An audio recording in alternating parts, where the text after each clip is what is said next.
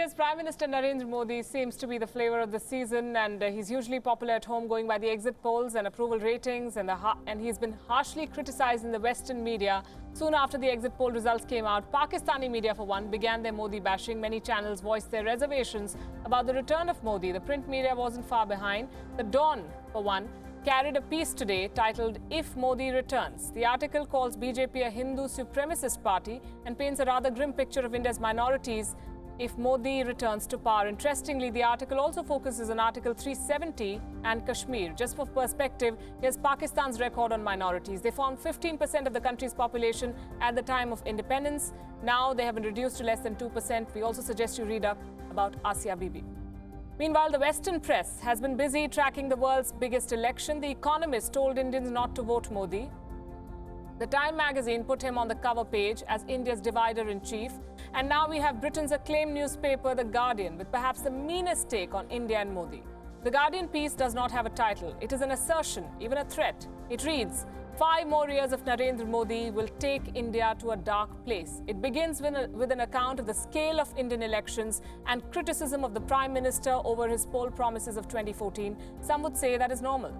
A centre-left newspaper like The Guardian is expected to be critical of right-wing politicians. But The Guardian article went a step further. It started abusing Indians en masse. It says that India has become, and I'm quoting, culturally arid, intellectually vacant, emotionally bruised, vain, bitter, boastful, permanently aggrieved, implacably malevolent, and a make-believe land full of fudge and fakery. Very well, if India is a make-believe land full of fudge and fakery, how would one describe the Brexit referendum and the whole saga that followed? Be that as it may, this election in India has been a very polarizing one, no doubt about it. Now, the Western media wants to jump in at the fag end and make it more bitter. Critique on a government and a prime minister, we say, comes after careful analysis. We all do it with facts taken into account, not by calling a prime minister and the people of an entire country names. Indians decide which party should be in power. The media, Indian or Western, has no locus standi to advise and abuse Indians on the basis of their political choice. That attitude reeks of a sense of superiority. Besides, it also looks very immature to tag a population of more than 130 crore people with terms like intellectually vacant. I can see Andrew already preparing his answer. I saw this article. It's in The Guardian, which is a left liberal paper. It's not a piece of reportage, it's not an editorial, it's an opinion piece. I think it's overstated. I don't think its intent is to abuse all Indians at all. But what it is saying is that... It says the new India is all those things which I just read out. Yeah, I mean... it's an Indian author, isn't it? It's an Indian author, It is an Indian author.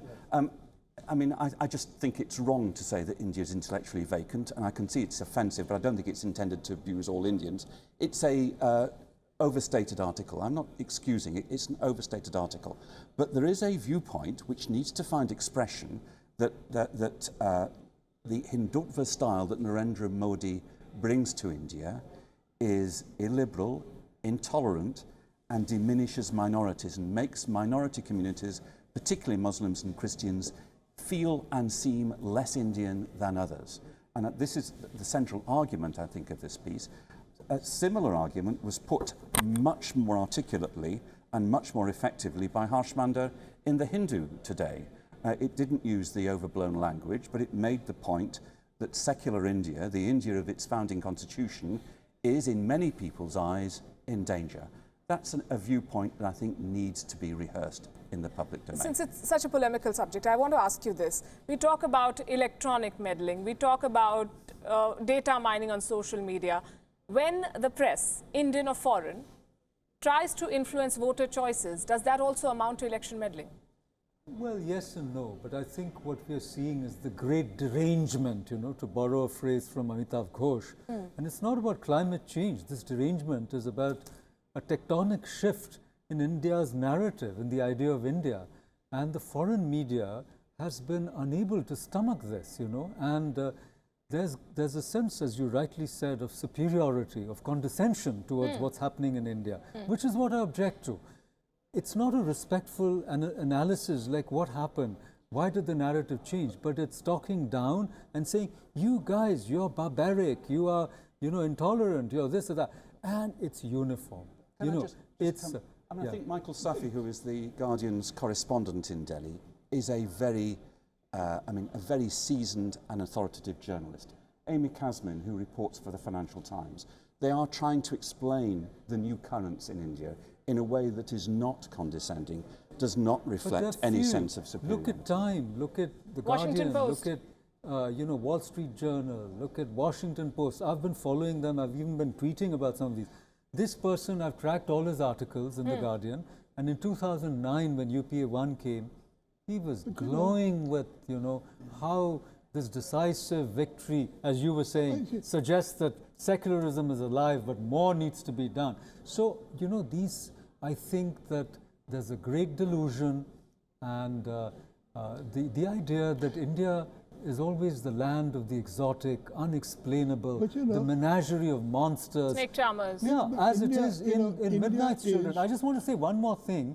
Yeah. When I have friends in the diplomatic corps, and they tell me that when they're posted to India, their must-read book is Midnight's Children. And I said, no, read the Mahabharata. I mean, so you see that there is an idea of India that has been sedulously cultivated over a period of time, which is crumbling before our eyes.